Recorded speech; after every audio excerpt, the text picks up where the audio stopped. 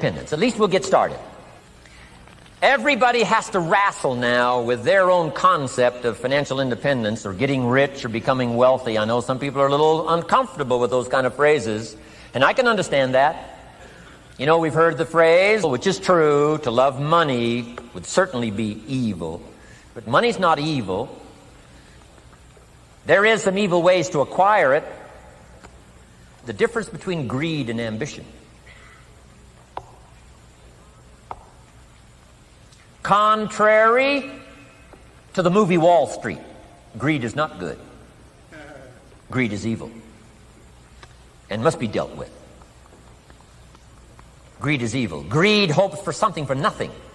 Greed hopes for more than its share. Greed hopes for something at the expense of others. We call that evil. Right, we should lock them up. It's true. Make them pay the price. Greed is not good. Here's what is good. Ambition. Legitimate ambition.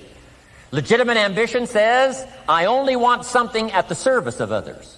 Not the expense of others, but at the service of others. Jesus gave the greatest scenario for success when he said, whoever wishes to be the greatest, nothing wrong with wishing to be the greatest. It's called enlightened self-interest. But he gave the key to those who wish to be the greatest. Here's what he said. Find a way to serve the most. Service to many leads to greatness.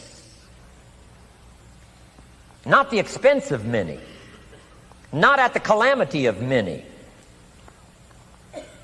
The greed for power caused Stalin, in his day and time, to kill 30 million of his own countrymen. His greed and lust for power was so powerful. It is true. Absolute power corrupts absolutely. Stalin, probably one of the best examples. He was willing to kill 30 million of his own countrymen to satisfy his greed for power. Power at the expense of others, not at the service of others, but at the expense of others. But Jesus turns the whole scenario around and says, to be the greatest, the most powerful, is a worthy ambition as long as it's done in this mode. Here it is, at the service of many. Service to many leads to great wealth. Service to many leads to great recognition. Service to many leads to great satisfaction. Zig Ziglar probably said it as well as anybody could say it. If you help enough people get what they want, you can have everything you want. That's not greed. It's called legitimate ambition at the service of. But I know some people have, they're struggling with this idea, and we talk about how to get rich. I've been teaching kids, all these years. How to be rich by 40, 35 if you're extra bright, much sooner if you find a unique opportunity. And some people are a little disturbed by that, teaching kids how to get rich, teaching kids how to make a fortune. So I've modified it a little bit, and here's the best I've been able to come up with. And that is the goal to become financially independent. A little softer than rich. A little softer than make a fortune, and sometimes it's a little easier for it to go down, or at least comprehend, if it's put, I think, in these terms. Financial independence. Here's my definition of financial independence. The ability to live from the income of your own personal resources.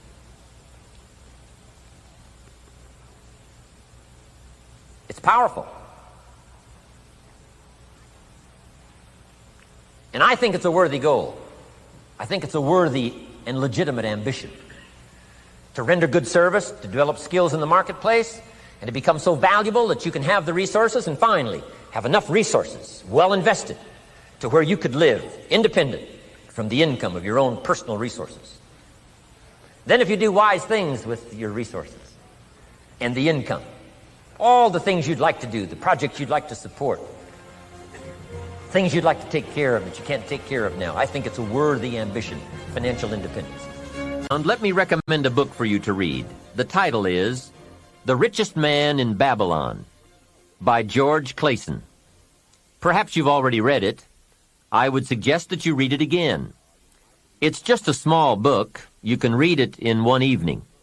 I call it the appetizer for the full discourse on the subject of financial independence. Now, let me give you the major theme of the book. The major theme is that what you do with what you have is more important than what you have. What you do with what you get is more important than what you get. What we do with what we have says so much about us. It reveals our philosophy of life, our attitude, what we know, and what we think, and the makeup of our character. It is a reflection of what is going on inside of our head and within our value system and decision-making process. It also reveals our ability to weigh and to perceive. The outer is always a reflection of the inner. It is an indication, a reading, a revealing. It speaks, it tells, it shows. Remember that key phrase I gave you earlier? Everything is symptomatic of something, and it is symptomatic of something right or something wrong. It is a wise policy not to ignore the symptoms, for they can be early signs of a poor choice of philosophy, or a sign that something important is being misread, misunderstood, miscalculated. So of all places, take a look here.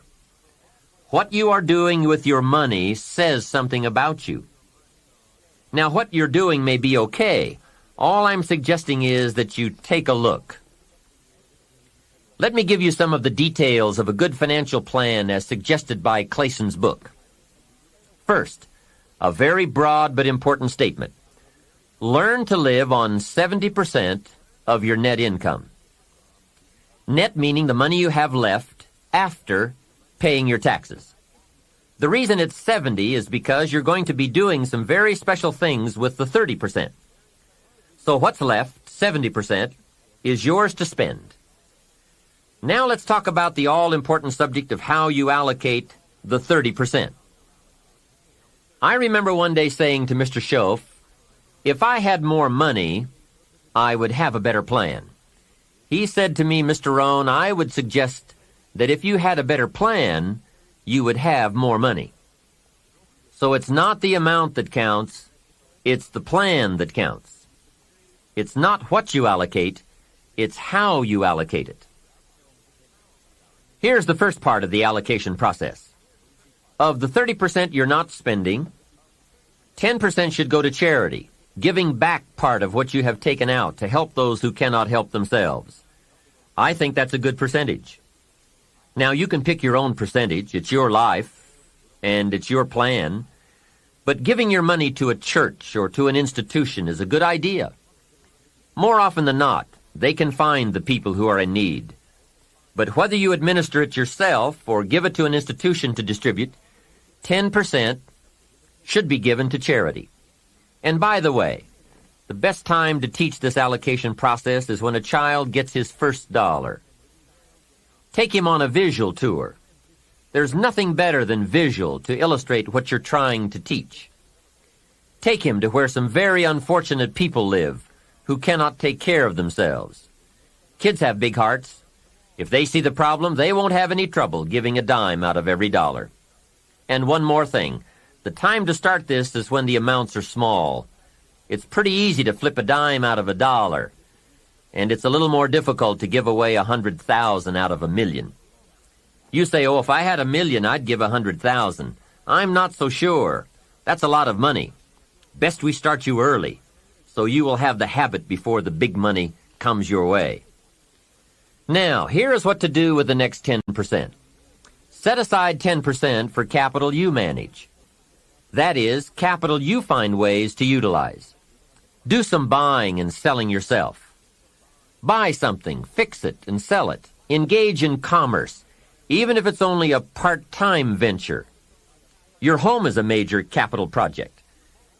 In my opinion, we should all engage in capitalism in this country. Here, we believe capital belongs in the hands of the people. Communism teaches that capital belongs in the hands of the state. That's a great difference in ideology. I guess communism feels that humans are too dumb and stupid to know what to do with capital, so it should all be given to the state. Let the state run everything, and let the people meekly show up for their work assignments. In our country, we believe the genius to know what to do with capital resides in the populace, the people, the genius to come up with ideas for goods and services brought to the marketplace. It has built a dynamic enterprise known as capitalism and has created opportunities in abundance. Now, here's the third 10 cents from every dollar. and that is capital you provide. Take 10 cents out of every dollar and put it in a financial institution. And now we have come to a major benefit for all of us if you bring this 10% of your earnings to the marketplace. You see, some projects in our society need more capital than one person can provide. So we have a system whereby all of us can loan or invest our money in capital provided, so that large businesses can be built to provide more jobs and products and service and help create an even more dynamic society. So 10 cents out of every dollar should go into a savings account. I really prefer to call it an investment account because, and kids will love this, they pay you for the use of your money. You can get back the money you loaned, and you will have more profit from what you are paid for the use of your money. And be sure that you teach this, that if kids start this program from whatever they earn on a job or in engaging in enterprise or both while they are in their teens, by the time they are 40, they will be wealthy enough to be able to do what they want to do the rest of their lives, instead of all their lives doing what they have to do. Now, from your teenage years, it could take a much shorter period of time to become financially independent, depending on what ideas and opportunities you take advantage of. Mrs. Fields developed a new chocolate chip cookie and became a millionaire before she was 30. Mrs. Fields chocolate chip cookies. What an example of capital in the hands of the people, not in the hands of the state.